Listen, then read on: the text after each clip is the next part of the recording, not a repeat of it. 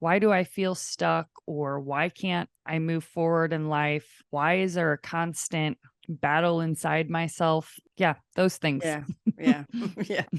I do think it's worth exploring that why, right? I really Hmm. do. And part of the answer, honestly, there's a little bit of an answer here where it's like we're human and we have these human brains that were developed many, many, many, many, many centuries ago when life was very different.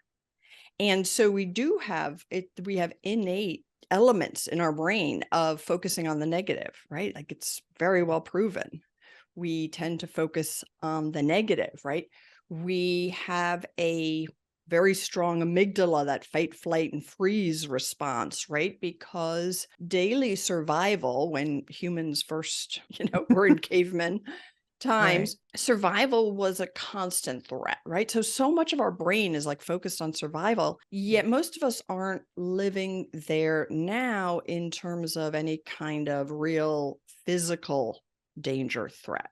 But our brains haven't adapted. So I think sometimes just putting it into the perspective of the human helps to be a little bit gentler with Yeah. oneself. Knowing some of these like habits of the human brain can help us be like, okay, well, maybe I don't need that anymore. And I can start to train my brain and practice shifting its focus, right?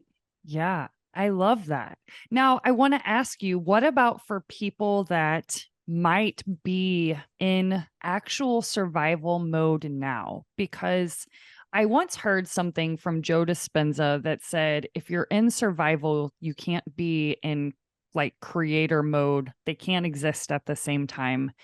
I always hear if you're surviving, you can't be thriving. So, what if somebody just feels like they're literally just surviving? They feel bogged down by everyday stress or problems. So I Yeah. guess what I'm trying to say is I'm trying to differentiate Okay. actual survival threat from how we feel. Mm, Okay. yep. So for those people who are living with a true survival threat, and there are many people on this planet who are living in war zones, living with a super dangerous partner, in physical danger. Okay. Okay. Yep. They do need to focus on survival, right?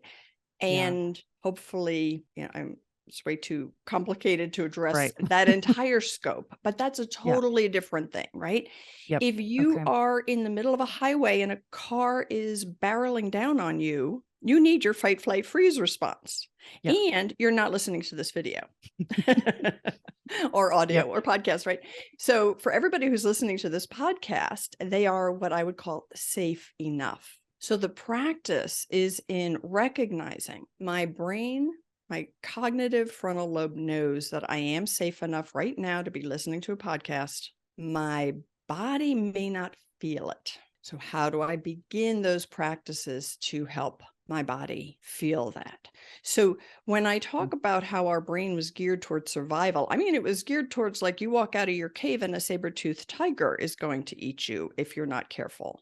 And Yeah. therefore, your social group is incredibly important because you can't physically survive without them, right?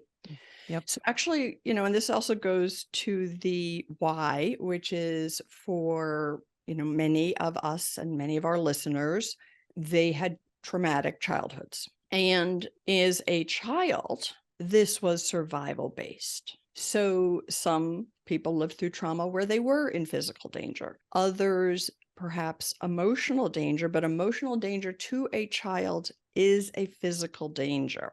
Yes. You don't have the resources to take care of yourself when you are 3 years old. So Right. the coping mechanisms that we develop age 0 to 7 to deal with a dysfunctional or traumatic situation do Mhm. get ingrained in us in a survival basis way, right?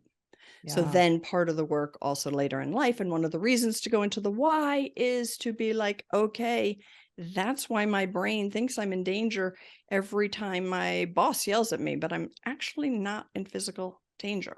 Okay. So I have to begin to work with that. So the somatic practices of diaphragmatic breathing, the different ways you can calm yourself down, the ways that you can physically help your body experience a feeling of being safe enough, and then have thoughts that go along with that, that yes, I can actually someone can give me a hard time at work and I'm not in physical danger. And if I can help my body understand that, right? And know that the Yeah. reaction I'm having is the old brain tied to what happened a long time ago.